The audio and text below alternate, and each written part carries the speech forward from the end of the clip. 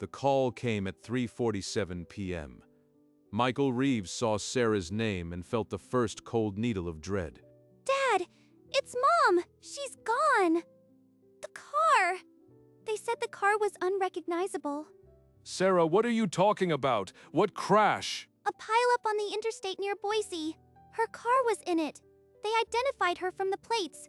There were no survivors. He sank into a plastic chair, the phone trembling against his ear. He canceled the conference with 2 words, family emergency. Then he booked the next flight home. An hour later, he stood at the gate, glaring at the departure board, willing the minutes to dissolve. On the plane, he sat by the window as the sun bled out over the Rockies. He hadn't cried. Not yet. He opened a leather notebook, the one Margaret had given him years ago, and wrote 2 words, in memory. Then he began drafting the eulogy, each line a fresh wound, never once writing the word that would destroy him. Why? He pressed the pen to the page and wrote, "Margaret, you made the ordinary sacred." The ink bled where his hand trembled. She can't be alone tonight. Not with this. Not for one more second. He flagged the flight attendant and asked about an earlier connection. Anything to get him home tonight. Within minutes, he had a new ticket on a flight landing at 10:15. He paid the change fee without flinching. His phone buzzed with Sarah's reply, "Okay, Dad, I'll see you then." He didn't answer. She'd find out soon enough. He looked at the half-finished eulogy, the words now meaningless, and crumpled it into his bag. The landing gear touched down at exactly 8 minutes past 10. He was the first passenger standing. He didn't wait for the jet bridge. He walked fast, carry-on banging his leg. The terminal was a smear of neon. At the rental counter, he signed the papers without reading them. The keys felt heavy in his hand. The crumpled eulogy poked from his bag on the passenger seat. He started the car. Sarah expected him tomorrow. She was about to be proven wrong. He drove through the dark, and memory stabbed Margaret laughing beside him, alive. He rounded the corner and braked. Every window blazed. The house looked like a dare. He pulled in, killed the engine. The garage door was down. No light escaped. He stepped out, the night air thick. The porch light burned too wide, too welcoming. Why all the lights? Sarah should be grieving, not lighting up the neighborhood. At the door, he flattened his palm. A pulse beat in his throat, warning without words. He dug out his key. The metal was warm, his fingers too tight. Through the glass, the kitchen pendant glowed. The house held its breath.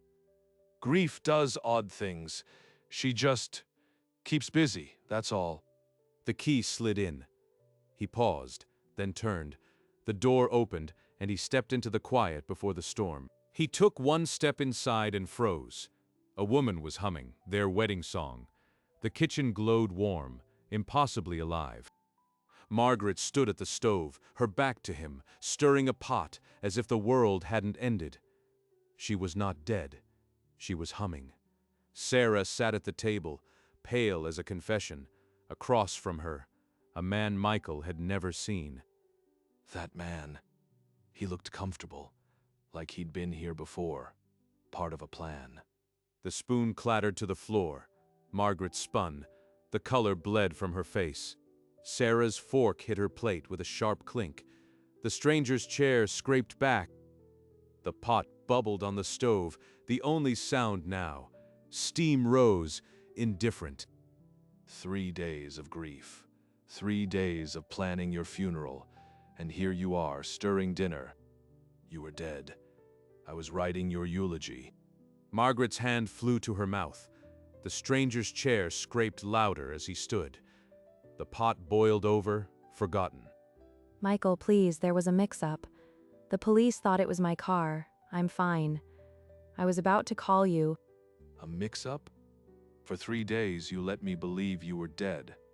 Let Sarah call me sobbing. You let me write your eulogy. Dad, it wasn't like that. I just found out myself. I was coming to tell you.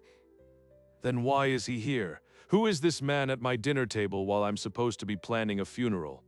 The stranger shifted, his jaw tight. He looked at Margaret, not at Michael. You. Who are you, and what are you doing in my home? Michael, please, just listen. We can explain everything. This isn't what it looks like. She's lying. They're all lying. The lies have a rhythm now. The pot hissed onto the burner, sending up a cloud of steam. Nobody moved to turn it off. Then explain, start talking, but make no mistake, I will know the truth before I leave this kitchen. Sarah, look at me. Who is he? And don't you dare feed me another lie. He's my real dad, Richard Keller. I've known for 2 years. Richard straightened his collar, but wouldn't meet Michael's stare. The word real dad hung in the steam. 2 years. You've been lying to my face for 2 years, and you, Margaret, you orchestrated this. We wanted to tell you so many times, but you were always so busy, so distant. Richard reached out first. So you faked your own death to hide a family reunion? That's the excuse you're going with? I panicked last month when you came home early. I said Mom was in a crash so you wouldn't see him. It just spiraled. Spiraled. She says it like a mistake, like a fender bender. Not 3 days of believing my wife was ashes. Richard finally spoke, his voice smooth but hollow. I never meant to cause trouble. I only wanted a chance to know my daughter. By letting my family convince the world she was dead. That's a hell of an introduction, Richard. Now get out of my house. Richard walked out without a word, the door clicking shut. Michael turned his full attention on Margaret and Sarah. Now tell me the rest. You said it spiraled. How exactly did my wife's death turn into a dinner party? After you nearly caught us last month, Sarah thought it was the only way. I told her we'd explain later, but then Denver came up. We decided to wait until after your trip. Decided to wait. You decided to let me fly across the country thinking my wife was dead for 3 days. Sarah crumbled, sobbing into her hands. But Margaret's face only hardened, her arms crossing tighter. It wasn't like that. We were going to end it. You were never supposed to believe it. She just kept the lie going because she was scared. And you felt nothing, letting me write her eulogy. No phone call, no text, just silence. That wasn't fear, that was strategy. Margaret said nothing, but her jaw set like stone. Sarah wept louder, a sound that did not move either of them. She's harder than I ever imagined. This wasn't a mistake, it was a play, and it's not the whole play. I'm done with the slow drip. What else are you hiding? And don't pretend it's nothing. He strode back to the kitchen, where a thick legal envelope jutted from a stack of mail. He ripped it open. Parcel 42, Reeves Family Trust. Transfer of title request. Grantee, Richard Keller. The words hit him like a second death. Margaret stumbled back, her hand clutching the stove handle. She looked less alive than when he'd believed her dead. This is why. You weren't just hiding him. You were planning to sign the land over to him. My land. It's my land, my inheritance. I can do what I want with it. Ours. We built everything together. And you tried to cut me out using our daughter's lies. Sarah dropped her head onto the table. She hadn't known about the title transfer. That, at least, was real. The document hung in the air before Michael set it down on the counter, smooth and deliberate. The lie had a price tag. 40 acres of family land. That's what my grief was worth. You've made your choices.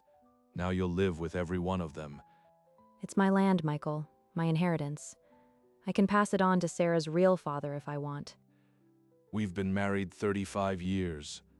I raised her as my own. You'd give our land to a stranger? Dad, please. I didn't know about the transfer. I just wanted to know him. Don't call me that. You stopped being my daughter the moment you let me grieve a lie.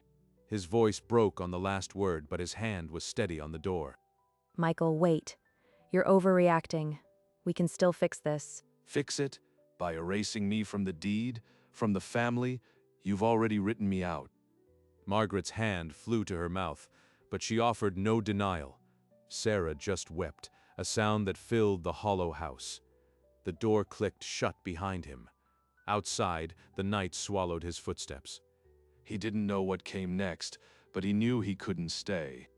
He drove with no destination, just away, until the city lights thinned and the road lifted to a ridge. He killed the engine at an overlook. Below, the town sparkled, indifferent. One call. He needed to know where he stood before he did anything he couldn't undo. He thumbed Alan Cross's contact and pressed the phone to his ear. Alan, it's Michael Reeves. I need to talk to you about my wife and a land transfer. It's urgent. Come by my office at 9 a.m. I'll pull the trust documents. I'll be there. He hung up and stared at the dark hills. The night was long, but he felt the first cold clarity.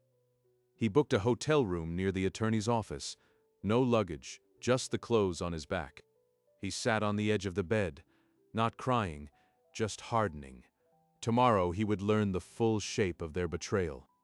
He walked into Cross and Associates at 8:58 a.m., the air already thick with the smell of coffee and legal ink. Alan Cross was waiting behind a desk stacked with folders. The Reeves Family Trust sat open in front of him. Margaret is co-trustee, but the trust requires both parties' consent for any transfer. Without your signature, this transfer is dead on arrival. The land can't move an inch. So she can't give my wife's land to him? Not a single acre? Not if you refuse. You have absolute veto. She ran into a wall she didn't know existed. All that scheming, and they never checked the fine print. What would you like to do, Michael? I can draw up a response letter, or... Give me a day. I need to carry this weight a little longer before I decide where to drop it. Alan slid a copy of the trust across the desk. Michael took it, the pages heavier than they should be. Michael thumbed through the trust pages, each line a quiet vindication. Alan waited, a patient architect. You could file for divorce and exit the trust. Legally, it would strip her of any ability to transfer. What about the land itself? It would revert to you as sole trustee, or we could dissolve the trust entirely. Your call. He could end it. All their scheming, reduced to ink and a signature. It's a clean break. No negotiation, no waiting. Just your decision. Give me a day. I need to carry this weight a little longer before I decide where to drop it. Alan slid a slim envelope across the polished wood. Preliminary divorce papers, ready for a signature that wasn't there yet. Michael pocketed the envelope, the shape of the future pressing against his chest. He walked to the door, then paused, the trust document in one hand, the divorce in the other. 2 keys, 1 lock. Back in the hotel room, the envelope lay on the bed like a closed door. Michael didn't open it yet. He pulled his wallet and slid out a creased photograph, Margaret laughing on their 10th anniversary. 35 years reduced to a lie with a deed attached. How did I miss the rot? He set the photo aside and looked at his left hand.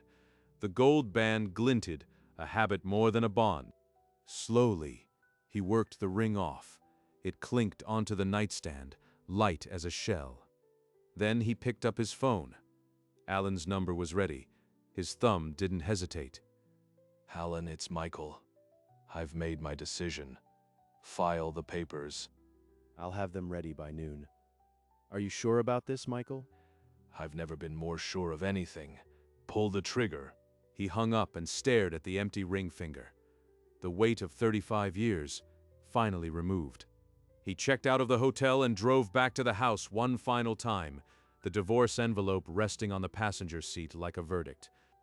He parked in the driveway, the same way he had a night ago, but this time the fury was a cold, still lake beneath ice. He walked through the front door without knocking. They were in the kitchen again, frozen mid-step as if time had looped. Margaret, Sarah, I want you to know this is the last time I'll stand in this house. Michael, please? What is this? Let's just talk. It's a petition for dissolution. Read it or don't. Sign it or don't. My attorney will handle everything from here. Dad, please don't do this. I'm so sorry. I'll do anything.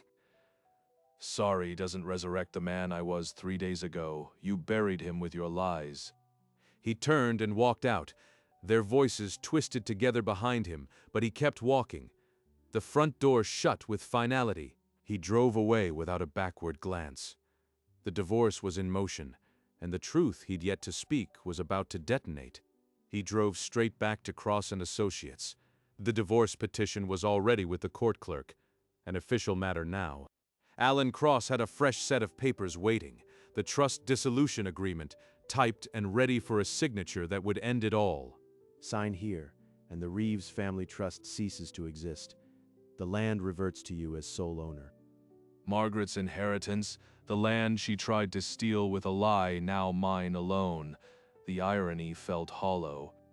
He signed without flourish, the pen scratching finality into the paper. Alan applied the firm's seal with practiced efficiency. It's done. You're now sole trustee, with full ownership. Good. I need a couple of days to get my affairs in order. Then I'll say what I need to say to them. As he stood, his phone vibrated. Sarah's name lit the screen, a long message begging for a chance to explain.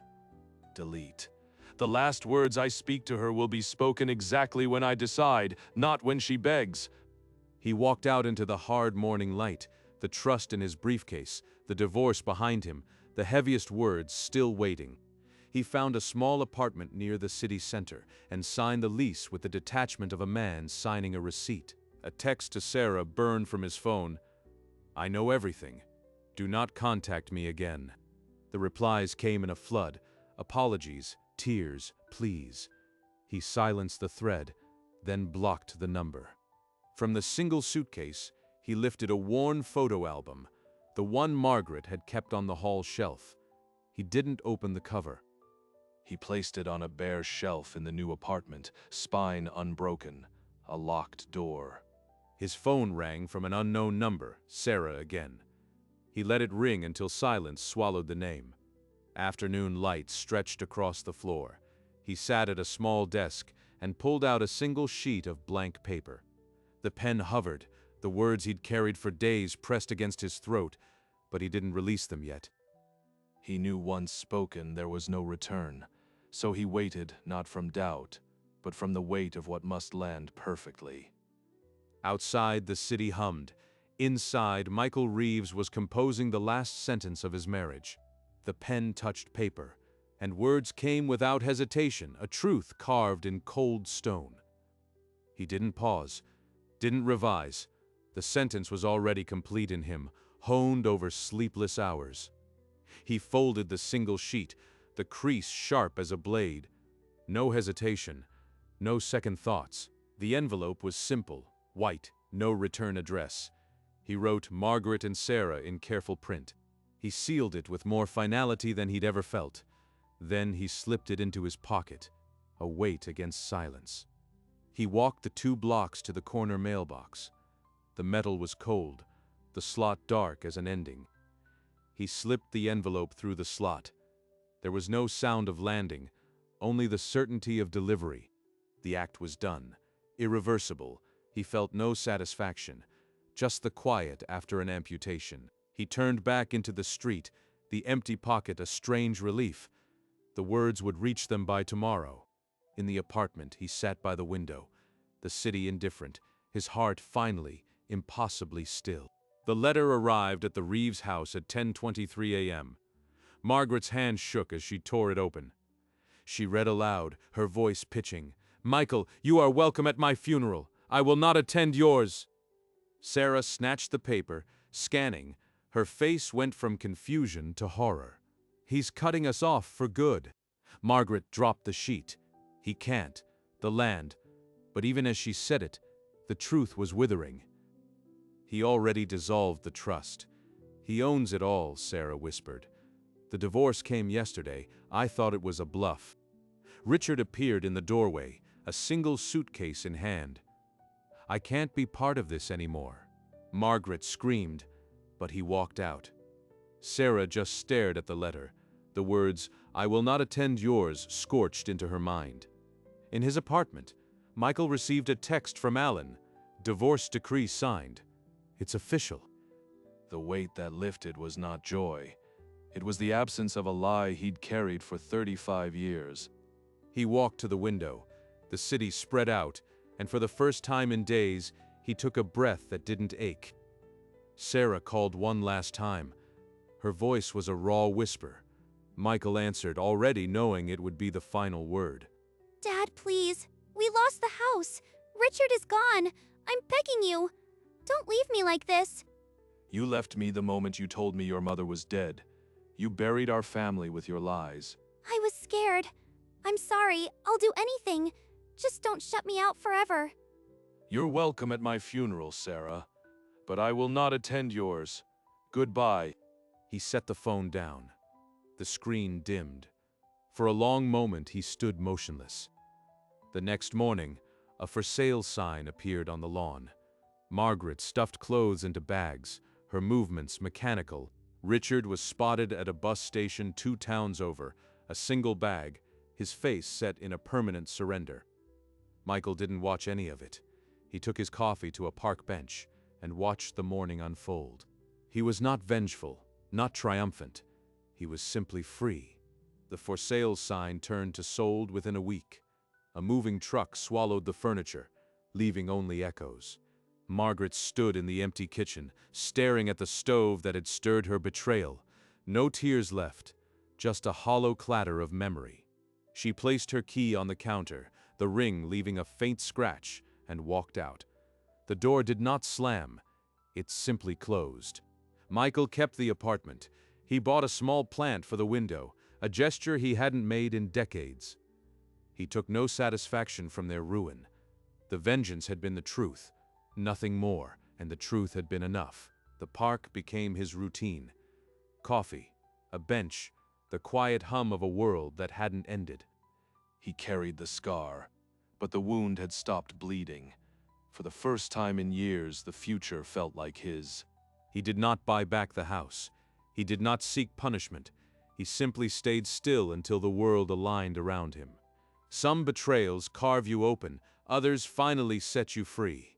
Michael Reeves had learned which one was his. And in that small apartment, with a plant and a view, his life began again. Weeks passed without ceremony. The city did not pause, and neither did he. He simply woke, and the weight was gone. He found a worn bench in the park where the light spilled dappled at 8:30, and he made it his own. A novel, a coffee, the distant laughter of children. He did not join them, but he no longer turned away. There was a time he would have replayed the last words, sharpening them. That need had faded with the anger. He watered the plant at dawn, a habit that asked nothing of him but time and tenderness. In the crowded street, he was just another man with a paper cup, his name a ghost of another life. He watched the sunset from his window with no longing, no bitterness, just the quiet acknowledgement of a day lived. He did not need forgiveness or victory or their apologies. He just needed forward. And he was already there. The story closed like a door that needed no lock. Michael Reeves walked into the quiet, and the quiet welcomed him. He woke to light spilling across the floor, the plant's shadow a gentle map on the wood. The morning had no urgency. He made coffee in the same way he always had, but now the motion carried no ache, no whisper of old routines. The faint line where his ring had been was almost gone, a scar that no longer ached. He did not check the phone. He did not wonder where they were. The silence was complete, and it was finally his. He walked to the park, the bench empty as ever, and he sat, not waiting for anything. The sun climbed. A breeze lifted the leaves. An hour passed before he realized it had. He had no words for it, no need to name it, just the quiet certainty that the worst was behind him. When evening came, he returned to the apartment. The small plant on the sill seemed a little taller. He stood at the window, the city lights blinking on below, and felt nothing but the gentle weight of a day spent. Michael Reeves had walked through fire and come out the other side, not untouched, but whole, and that was enough.